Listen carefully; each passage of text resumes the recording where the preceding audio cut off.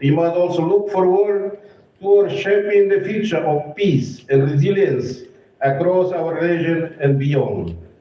This sixth ministerial meeting underpins our commitment to mutual respect and collective solidarity, and it signals our dedication to continuously strengthen our coordination mechanisms, aiming at molding our path towards peace consolidation and state building, while promoting democratic principles and ensuring full respect for human values and the rule of law. This event also reaffirms our commitment to amplifying our voices within diplomacy and multilateralism, advocating for inclusive decision-making processes. Just last year, during the COP29 in Baku, Azerbaijan, the G7 Plus collective voice resonated worldwide with our joint letter sent to the UN Secretary General, being reported by noteworthy press agencies. G7 Plus role has been internationally recognized for securing the specific interests and needs of fragile and least developed countries for the matters of climate change. We have ensured that our concerns would no longer be overlooked in global discussions.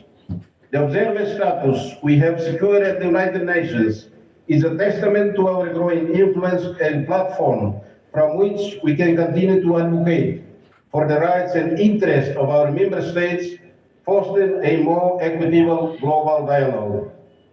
Excellencies, distinguished guests, ladies and gentlemen, last year, Timor-Leste proudly celebrated its 25th anniversary of the popular consultation of August 1999.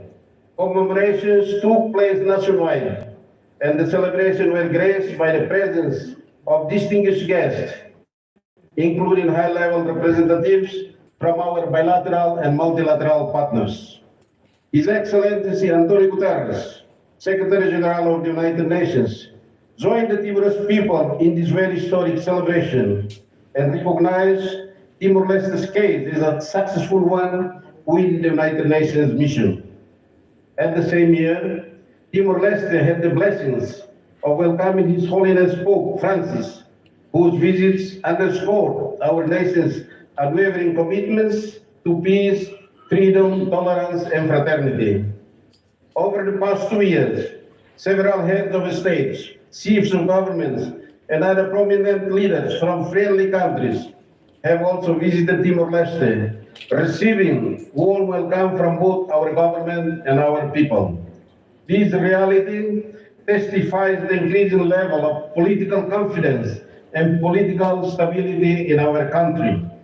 As a dedicated member of the United Nations, Timor-Leste upholds a strong moral responsibility to contribute to conflict resolutions efforts within the international community through both bilateral and multilateral mechanisms.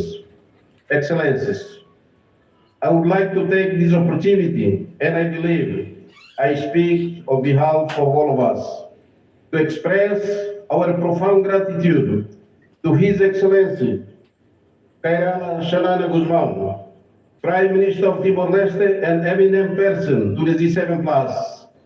This remarkable leader and notable hero put his own heart on the creation of the G7 Plus 15 years ago. Thank you, Your Excellency. Obrigado, Bombo.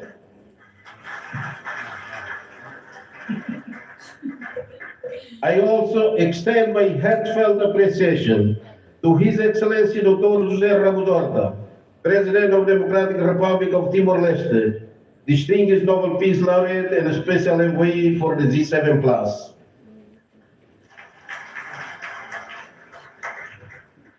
These two leaders have made invaluable contributions and offer unwavering support to the development and function of these organizations throughout the years. Their visionary leadership and commitment to peace and stability have been instrumental in shaping the G7 Plus into the influential body it is today.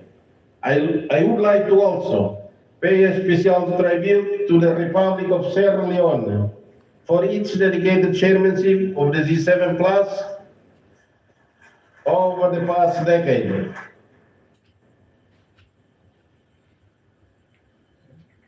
We also acknowledge the presence of Her Excellency Ms. Elizabeth Spear, Assistant Secretary General for Peacebuilding Support in the United Nations Development of Political and Peacebuilding Affairs. Your presence is very meaningful to us at this 6th ministerial meeting as we celebrate at the same time 15 years of the existence of the G7+. Thank you, Madam.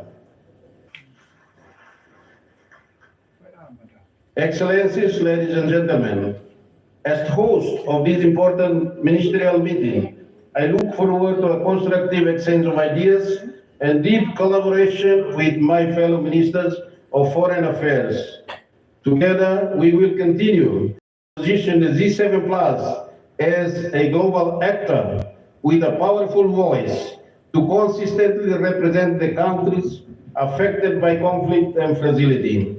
Let us live even more united in purpose and ambition, pushing for a stronger global commitment to peace, justice, and inclusive development. Excellences, Mesdames et Messieurs, c'est vraiment un honneur de vous avoir ici. Profitez bien de votre séjour à Dili. Merci beaucoup. Thank you. Obrigado, Barrio.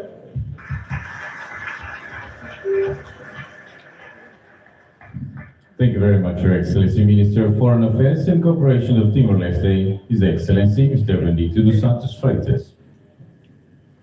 Now, the opening remarks by Her Excellency, Can you believe the Minister of Planning and Economic Development of Sierra Leone and Chair of G7+.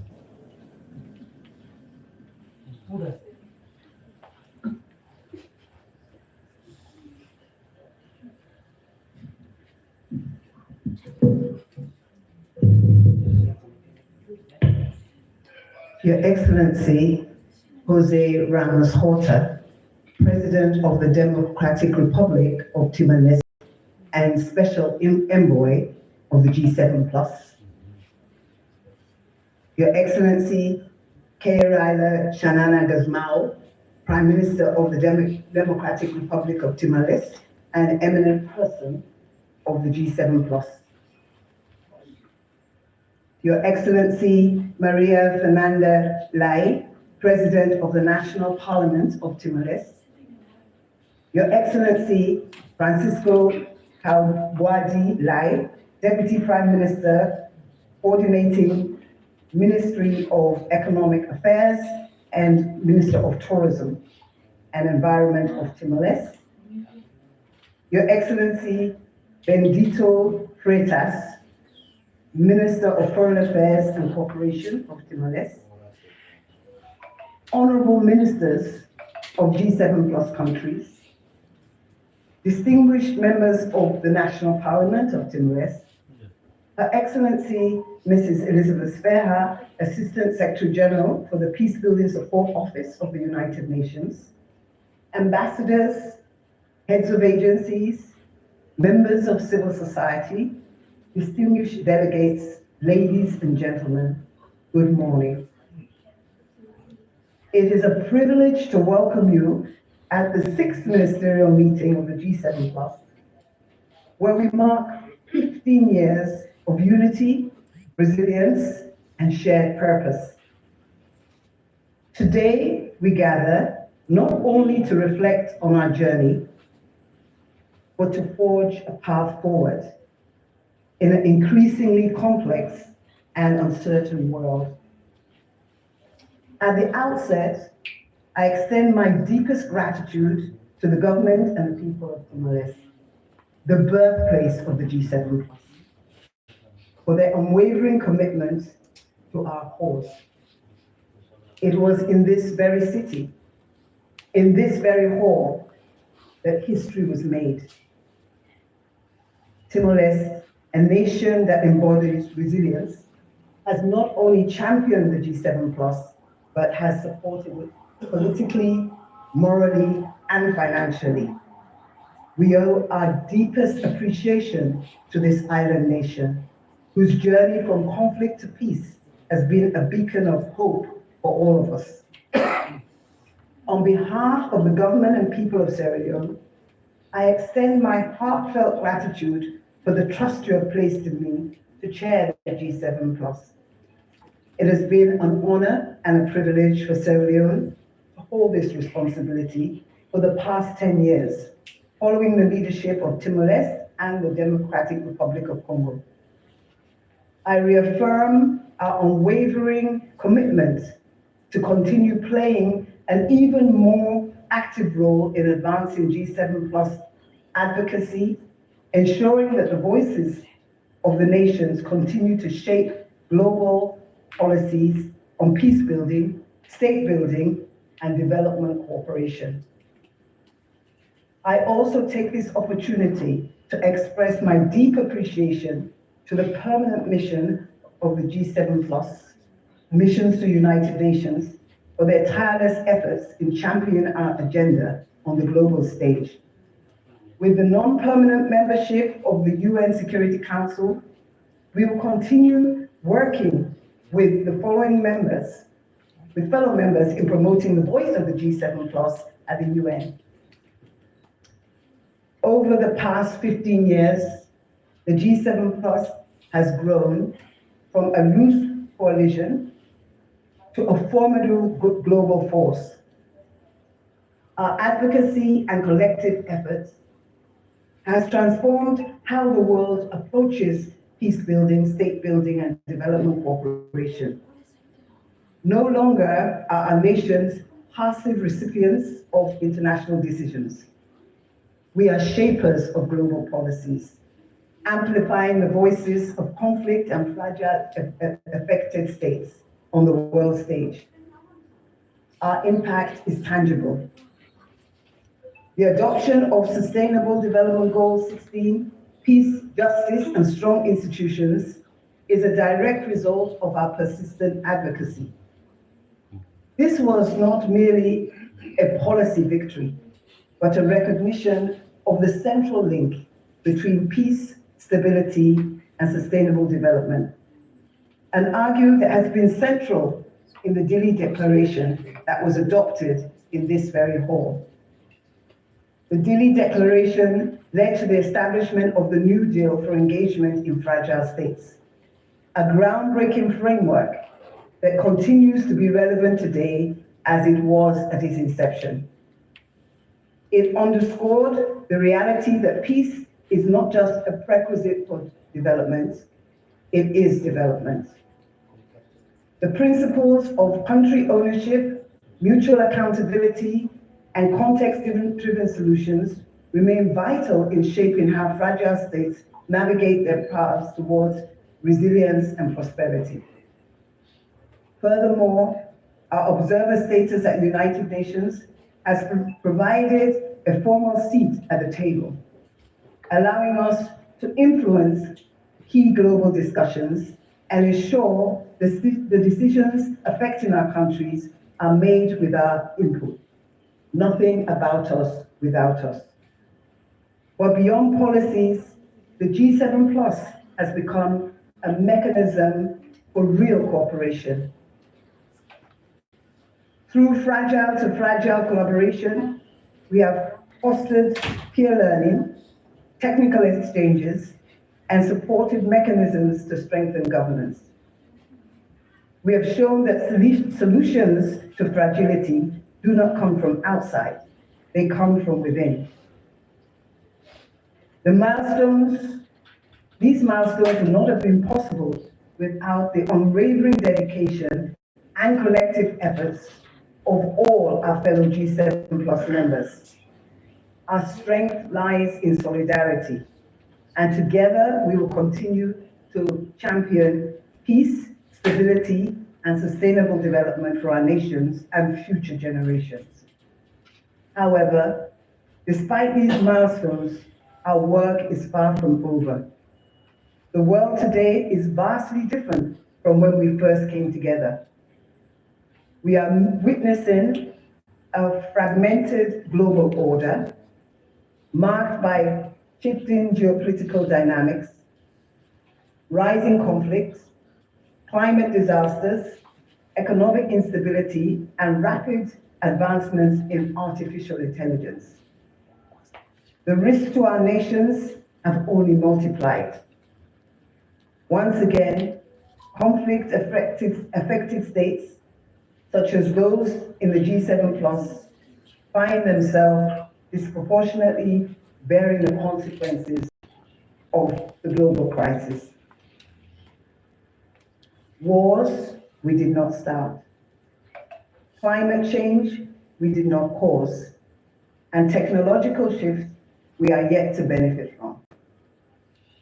We must ask ourselves some hard questions. How can we safeguard stability in a world increasingly prone to war? How can we support each other in achieving peace in our countries? How can we ensure that global policies are conducive to our countries? And how can we further strengthen our unity as the G7 plus? These are the questions that should guide our discussions over the next 2 days.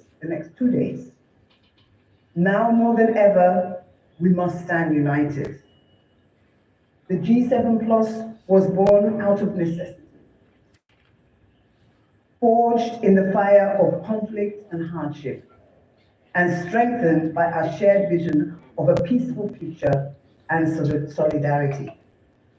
We must continue to be the voice of the 1.5 billion people, the architects of our own future, and the champions of peace and stability.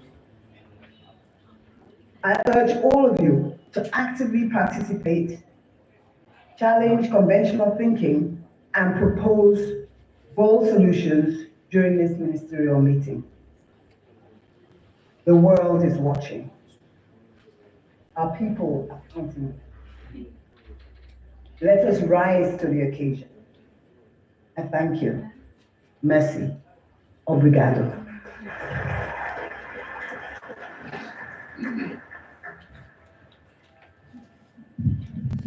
In conflict prevention, mediation, and peace building. It seeks to strengthen coordination, including South-South cooperation, to develop innovative approaches and expand opportunities for women and young people. The pact also calls for reform of the global financial architecture through bigger and bolder multilateral development banks, effective debt relief for fragile economies, an annual SDG stimulus of $500 billion, and better access to concessional finance, recognizing vulnerabilities through the multidimensional vulnerability index. We must push the world to deliver on those commitments, including at the Force Financing for Development conference in June. And we must push for climate justice. Many of you are on the front lines, watching as rising seas and extreme weather threaten lives and livelihoods. As we prepare for COP30, we need to see countries turn promises into action.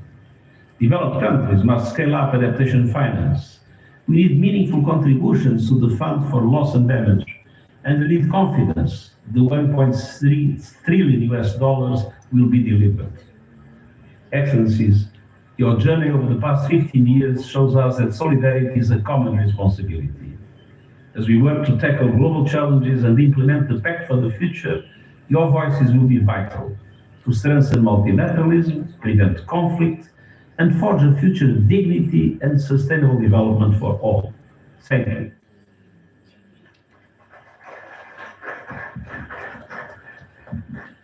And now, the video presentation of the G7 Plus 15 Years of Journey.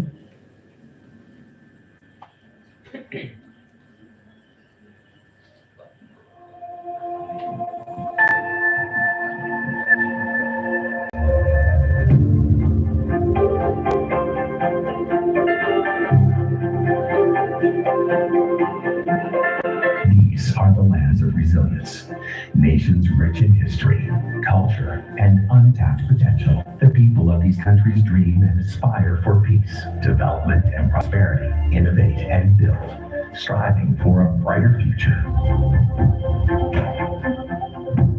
Yet, for too long, these countries have been viewed through the lens of international security and conflict. They are often seen as problems to be managed, rather than partners in shaping solutions. caught in the geopolitical and geoeconomic struggles of global and regional hegemonies. These nations have had to navigate shifting alliances, economic dependencies, and foreign interventions, sometimes at great cost to their own stability and development.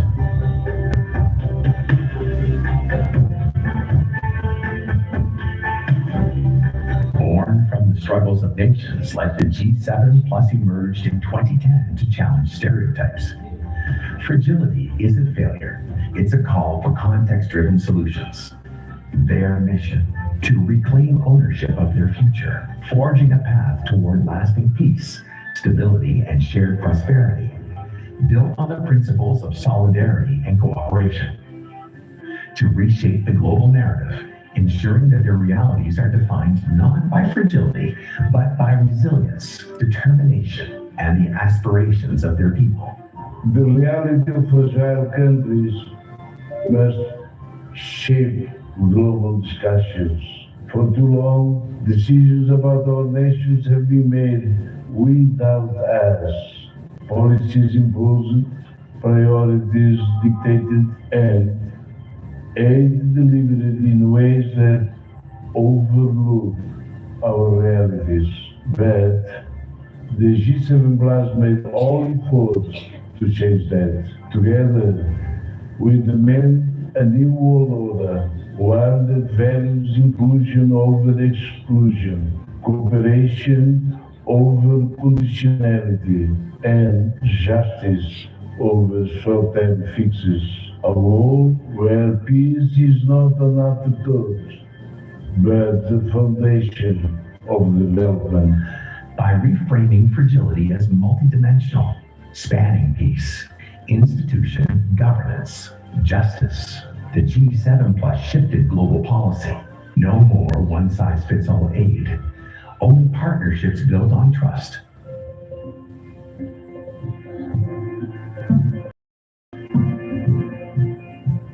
Years ago, we set out to change the way the world sees fragility. Today, we stand as proof that resilience, leadership, and solidarity can create lasting peace. The work is not done, but the path forward is clear. The G7 Plus pioneered the New Deal, a blueprint for peace-first development. Its heartbeat, the peace-building and state-building goals, their crowning achievement, embedding peace into the Sustainable Development Goals. SDG 16, peace, justice, strong institutions, bears the G7 Plus's fingerprints. If people can access justice, if they feel represented by strong and accountable institutions, they will turn less easily to violence. Promoting peace and stability should continue to be central to implementing the SDGs. Violence and insecurity undermine development gains. From Timor-Leste supporting Guinea-Bissau's elections, to Ebola crisis, to dialogue and reconciliations in Central African Republic, G7 Plus nations lead by example. Their mantra, nothing about us without us. In that it demonstrates that we within the G7 Plus grouping are not waiting for the world to change, but are determined to change it for ourselves. And we will change it through unity, cooperation, and most of all, commitment. We will continue to push for a world where no country, especially fragile states, is left behind. Through fragile cooperation, we have demonstrated that the best support comes from those who understand the challenge firsthand, whether rebuilding governance, strengthening public finance, or sharing lessons on peace building. G7 Plus countries are standing together because who are better to help a nation heal and rebuild than those who have walked the same path? This is more than assistance.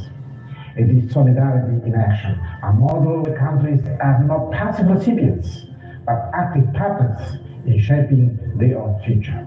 The G7 Plus has transformed the global conversation on fragility.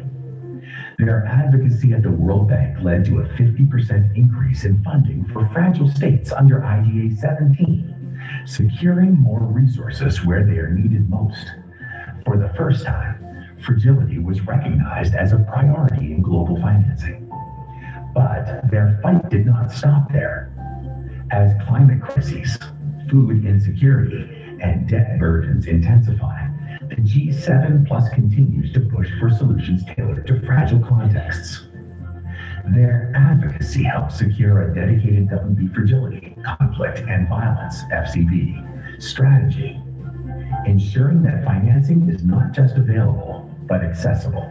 For the first time, the Somali government has recruited over 6,000 public sector teachers so that we can improve, as the Prime Minister of Chad and others have identified, the quality of schooling of our children. For the first time, we're investing through country systems on health sector. Why am I highlighting these very specific examples? It was the absence of country systems and viable state institutions that was the root cause of the vulnerabilities to begin with. At the IMF, the G7 Plus has called for fairer debt relief mechanisms, ensuring that fragile states are not trapped in cycles of crisis. In a world where development finance often fails the most vulnerable, the G7 Plus is bridging the gaps, turning promises into action. But we welcome first the strategy by the fund and the ongoing actions to better understand the root causes and drivers of recent fragility, but also employ, I'll call it, tailor-made resilience solutions that will emphasize the partnership that we're trying to build, bringing your staff closer to our context on the ground, greater proximity in our countries, I think is important, but also enhancing surveillance in lending and capacity building tools. And we will continue to champion unity, reconciliation, conflict prevention, and climate action, and drive home the points I just made, that our nations refuse to be left behind. In December 2019, the G7 Plus achieved a historic milestone, UN Observer status, a platform to amplify voices long ignored. For the first time, the voices of conflict-affected and fragile states were given a permanent platform at the world's most influential stage. No longer just subjects of debate, G7 Plus countries are now active participants, shaping global policies that directly impact their futures. The United Nations was founded on the principle of equality among nations, yet too often our countries have been sidelined. The G7 Plus is changing that. As a UN observer, we are no longer just seeking solutions. We are part of shaping them. Our voices, our experiences, and our aspirations must guide a more inclusive, just, and peaceful world. We cannot overstate the importance of international laws and regulations that are meant to protect the basic rights of people of the UN to obtain peace, dignity, freedom, and prosperity. We see no clear pathway to sustainable peace or conflict prevention without respect and consideration for these shared rules and norms. Multilateral cooperation is indispensable to respect these standards and treaties. Since increasing geopolitical geoeconomic fragmentation hinders the realization of these norms, we see an urgent need for inclusive multilateralism. This includes making reforms within the UN, especially the Security Council and the General Assembly. Despite its progress, the conflict-affected nations continues to face challenges. Yet, the G7 Plus remains steadfast. Our pathway forward is clear. We will continue promoting solidarity as the only way to address common challenges, strengthen our collective voice, advocate for fairer global policies, and expand fragile-to-fragile cooperation. We will push for stronger commitments to peace and inclusive development, because no nation should be left behind in the pursuit of stability and prosperity. The voices of fragile states can no longer be ignored. The G7 Plus is not just a platform. It is a movement for fairness, for justice, and for a global order that truly serves all nations. But shaping the future requires a voice in the present. We demand seats at the table, from the UN Security Council to COP summits, because decisions about us must include us. Our journey proves that fragile states are not defined by these challenges, but by their ability to rise above them. The world must recognize that peace and development go hand in hand, and the G7 Plus is leading that transformation. As we mark 15 years of unity and resilience, our mission remains unchanged: to champion peace, to demand fairness, and to build a world where development is not a privilege, but a right for all nations. With solidarity, cooperation, innovation, and unshakable resolve, the G7 Plus is lighting the path, not just for our members, but for a world where no nation is left behind.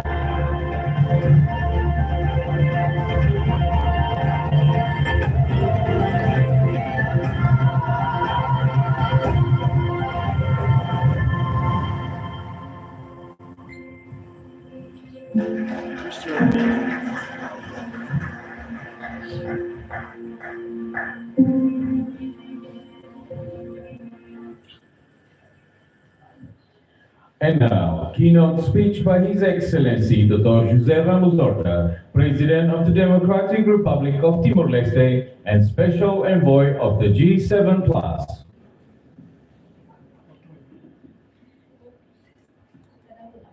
Please be seated.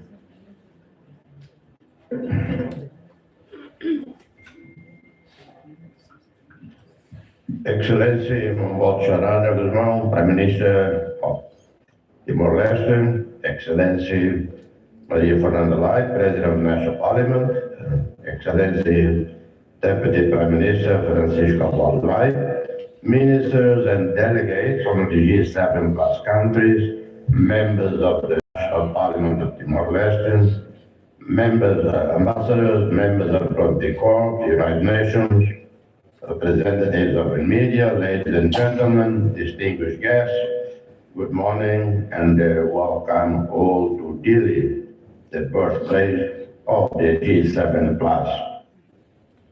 It is with immense pleasure that I address you today at this sixth ministerial meeting of the G7 Plus, an occasion that marks 15 years of our collective struggle, resilience, and determination. Your presence on our soil honors us and fills our homes with joy. When the G7 Plus was first established in 2010, I was serving as the second president of Timor-Leste, my first term in office. Our country had just emerged from the political instability, security crisis of 2006, a period of deep uncertainty and division. But our struggle for stability did not begin then. For 24 years, Timor-Leste endured occupation, conflict, immense hardship, leaving deep scars on our nation and people.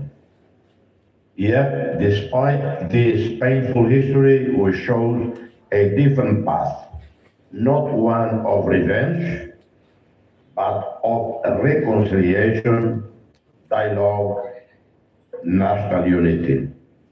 The pursuit of truth and justice, combined with deliberate efforts to rebuild trust and heal divisions, allowed Timor-Leste to transition from conflict to peace and stability. Reconciliation was not merely a policy. It was a necessity for our survival as a nation. It required immense political will, courage, and above all, a collective determination to move forward rather than remain trapped by the wounds of the past. It was the vision and the leadership of Monbot Guzmán that guided us to leave behind the bitterness of the past and embark on a new chapter of our destiny.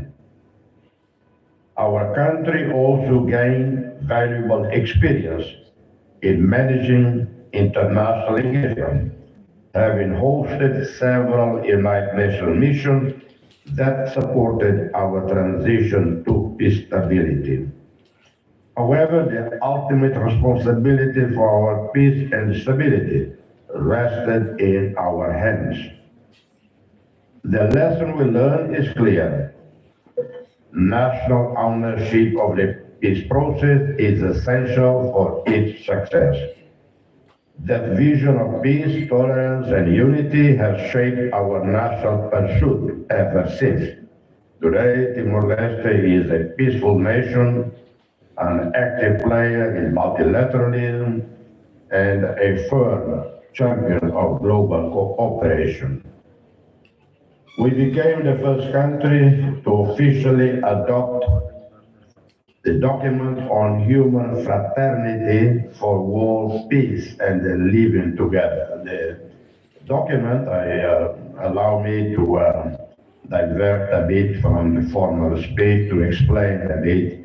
The document on human fraternity for world peace and living together was crafted by His Holiness Papa Francisco and the Grand Imam, Professor Tayyip of Al-Azhar, Cairo, over a period of 1 year, leading to a world religious conference in Abu Dhabi with the presence of Papa Francisco and the Grand Imam.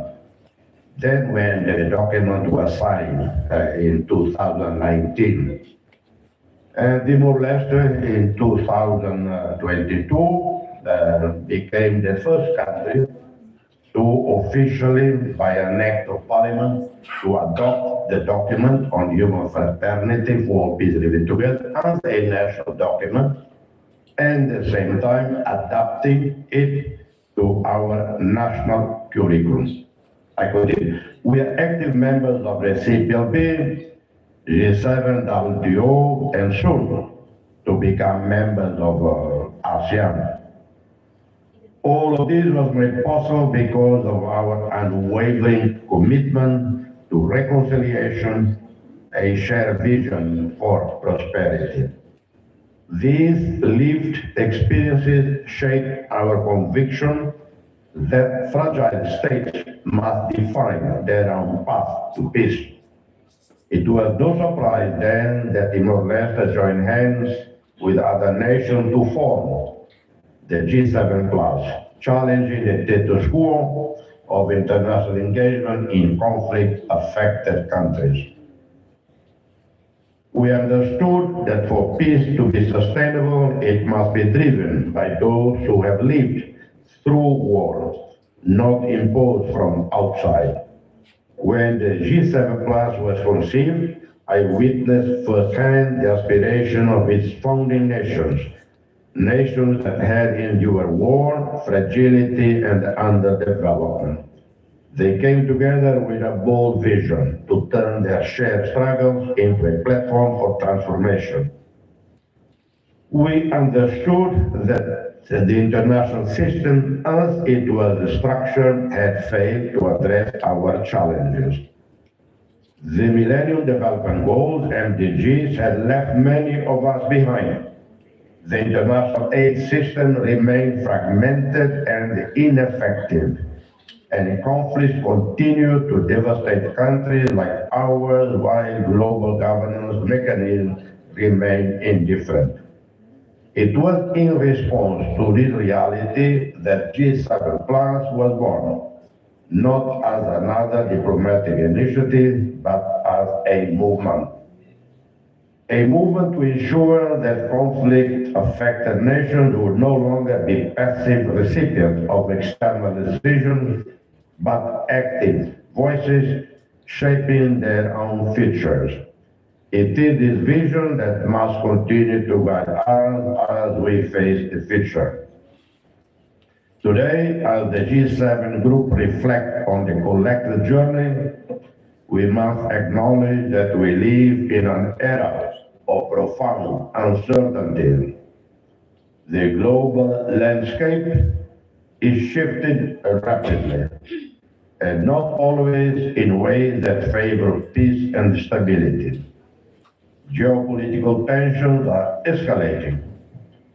Climate change is no longer a theoretical risk, but an existential crisis, particularly for vulnerable states. Economic disparities continue to widen, and once again, it's the nations of the global south, our nation, that bear the brunt of this crisis. The international system that was designed to safeguard was designed by a handful of powerful states, structured to serve their interests rather than to build a just and inclusive global system. It was established under the guise of universalism, but has often operated selectively, imposing rules on some while allowing others to break them with impunity. We have long been told that the world operates under, I quote, a rules-based order, end of quote. But we must ask, whose rules? Who truly abides by them? The reality is that the global system we rely on has been driven by power, not principles. And today, as power dynamics shift, the system is failing to adapt.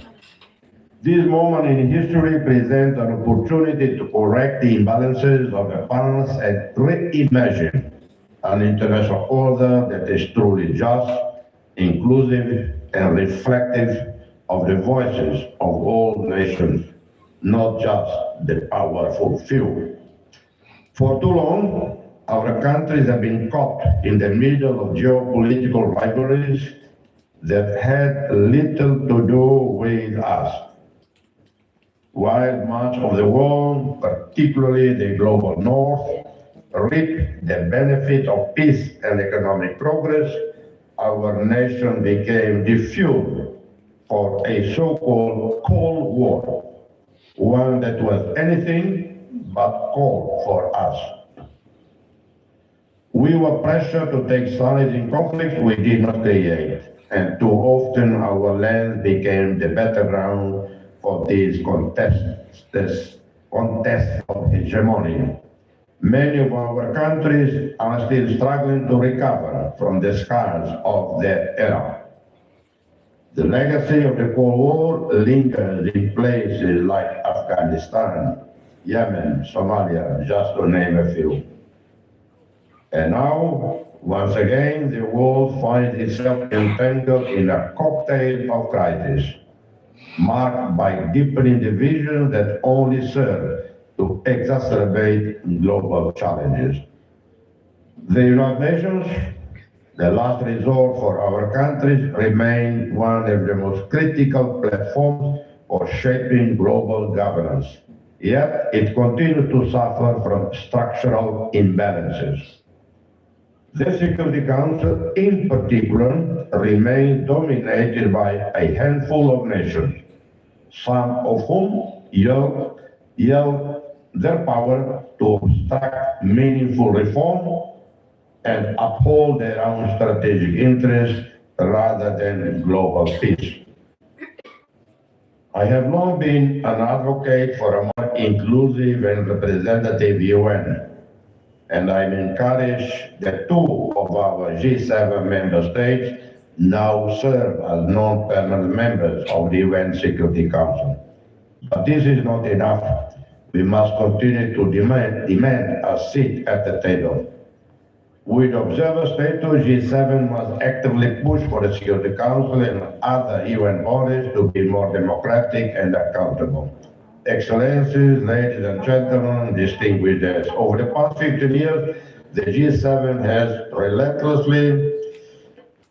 worked relentlessly to amplify the voices of conflict-affected countries, ensuring that their challenges and aspirations are recognized on the global stage. It has championed peace and stability efforts rooted in national ownership, advocating for a shift away from externally imposed solutions toward approaches that truly reflect the needs of our nation. For this, I extend my deepest appreciation to the leaders of the G7 its member states, and especially the G7 Secretariat, Dr. Elder Costa and his team, for your tireless efforts in advancing this noble cause. Your dedication has made the G7 not just a coalition, but a true force for change. But there is still much work to be done. As we look ahead, let us reaffirm our commitment to three fundamental objectives. First, we must continue to collectively advocate for reforms in international institutions. The rules that govern the global order must be rewritten to ensure they're inclusive, equitable, and reflective of the realities of all nations, especially those emerging from conflict and fragility.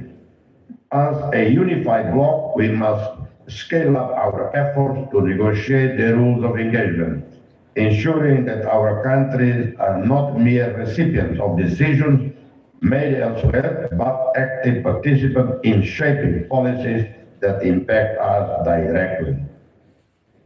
The G7 Plus has already demonstrated its potential by gaining access to key policy forums, where it has positioned itself as a credible voice in discussions on peace building, development cooperation, trade, climate change, food security, and beyond. We must now build on this momentum, ensuring that our advocacy translates into real, lasting reform that empower our nation to shape their own future. Second, we must strengthen our solidarity, because that is the true strength of G7+. Solidarity is not just a principle, it is the foundation of our collective resilience. It is what has allowed us to stand together and amplify our voices. Now more than ever, the G7 must step up its efforts to support member states facing active conflict. We cannot stand by while our brothers and sisters in the DRC, Yemen, Haiti, South Sudan, Afghanistan, and other nations in the global south endure unimaginable suffering. Through peer-to-peer support, knowledge sharing, and initiatives like Fragile to Fragile Cooperation, we have the power to build resilience from within. We have the experience, the wisdom, the determination to help each other overcome conflict and fragility. Third, we must promote national ownership in all aspects of peace and development. Sustainable progress can only be achieved when it is led by those who understand their own challenges best: our governments, our communities, our people. International support must align with national priorities, not dictate them. Let me highlight a platform that speaks directly to the priorities of this room: the Global Task Force on Social Protection for Nutrition, co-chaired by Timor-Leste and Chile, with the World Food Programme serving as its secretariat and backed by G7+.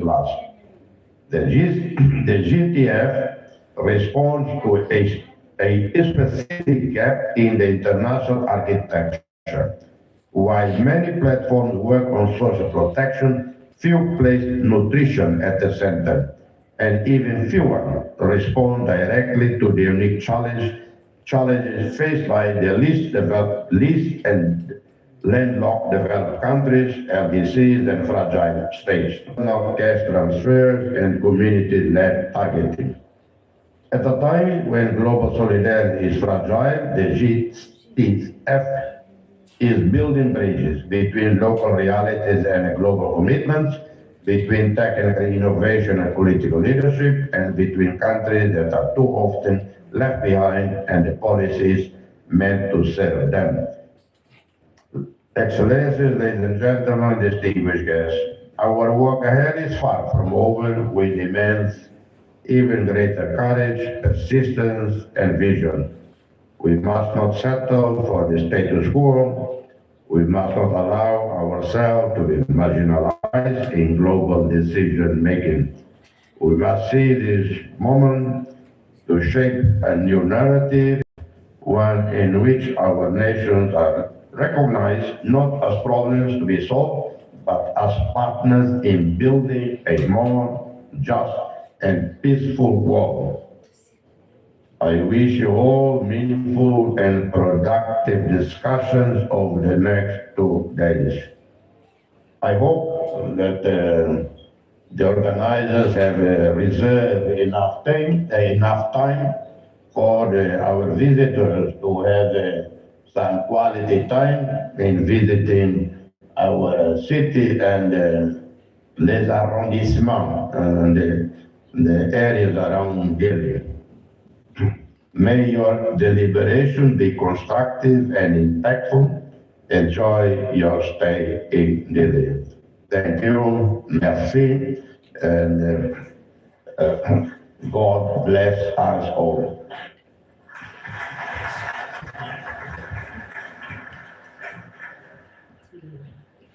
Thank you very much, Your Excellency, Mr. President of the Democratic Republic of Timor-Leste and Special Envoy of the G7+, Dr. José Ramos Horta.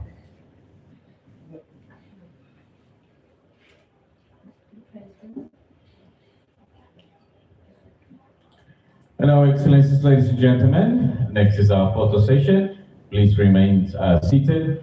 For all the delegations and delegates, please check on the package that's been handed over to you. Inside there is a woven tied scarf to be used for our photo session. We're going to be calling from the back row. If your name is called, please make your way, and our LO, liaison officer, will guide you to the stage outside for the photo session. For the back row, Mr. Donald Arab, Mr. Abdul Kadir Muhammad Yusuf, Ms. Marie Walenenea, Ms. Amisatu Kumba Kamara, Ms. Abby Elizabeth Kamara, Dr. Hermanson Makwengo, Mr. Jonathan Woodsworth, His Excellency Ambassador Serif Obalde, Mr. Serge Caleb Musasa Mbula, Mr. Rossi Paul Juanchite, Mr. Pierre Claver Gisavira.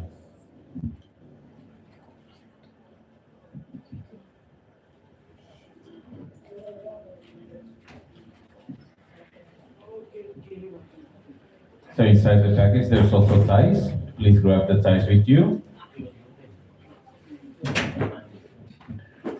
For the middle row, I would like to invite Mrs. Elizabeth Mary Speha, Her Excellency Mr. Wahidullah Waisi, His Excellency Mr. Jeffrey Maniratanga, His Excellency Mr. Marius Aristides Hosa, Mr. Zagna Moksian, Mr. Gaji Rabe,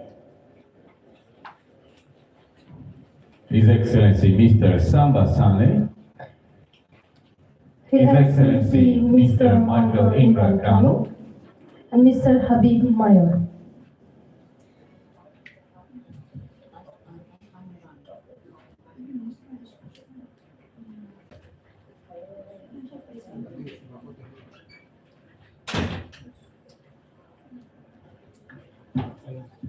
And finally, with respect, we'd like to invite also Dr. Helder da Costa, Her Excellency Mrs. Frances Piaget Al-Ghali, the Honorable Mr. Isaac Mohammed Mursa, Honorable Ms.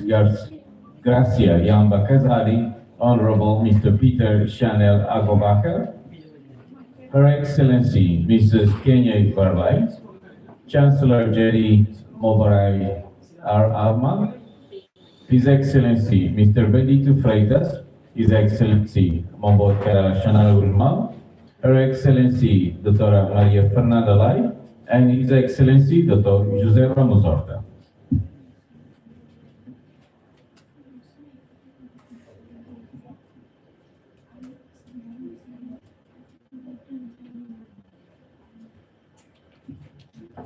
The photo session will take 5 minutes. Please remain seated.